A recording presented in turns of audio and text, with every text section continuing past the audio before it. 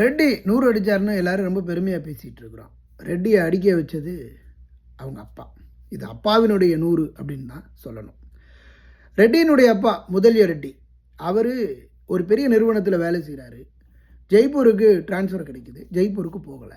ஏன் அப்படின்னு கேட்டால், ஜெய்ப்பூரில் இருக்கக்கூடிய கிரிக்கெட் அசோசியேஷன் பெரிய பாலிடிக்ஸில் இருக்குது, அதனால் அங்கே வேண்டாம் அப்படின்னு சொல்லி வேலையை எழுதி கொடுத்துட்டு, பையன் 5 வயசுலேருந்து பிளாஸ்டிக் பேட்டை எடுத்து விளையாட ஆரம்பித்ததுலேருந்து கிரிக்கெட் விளையாட விரும்புகிறான் அப்படிங்கிறது தெரிஞ்சுக்கிட்டு அவர் என்ன பண்ணிட்டார், ஆந்திராவில் இருக்கக்கூடிய கடப்பாவில் இருக்கக்கூடிய ஒரு அசோசியேஷனில் கொண்டு போய் பையனை சேர்க்குறாரு. அங்கே சிறப்பாக விளையாடுறான்.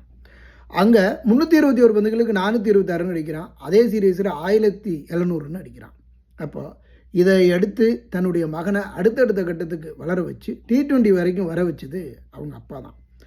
தன்னுடைய மகனுடைய விருப்பத்திற்காக தன்னை அர்ப்பணித்த ஒரு பெரிய தகப்பனாகவும் இவர் தான் இருக்கிறாரு. 14 வயசு இருக்கும்போது அவங்க பையன் நிதிஷ் ரெட்டி சொல்கிறான், இந்த உலகத்திலேயே என்னை நம்பின முதல் ஆளும் ஒரே நபரும் எங்கள் அப்பா மட்டும்தான் அப்படின்னு சொல்கிறான். இதுதான் அப்பா அடித்த 100 அப்படின்னு சொல்லலாம்.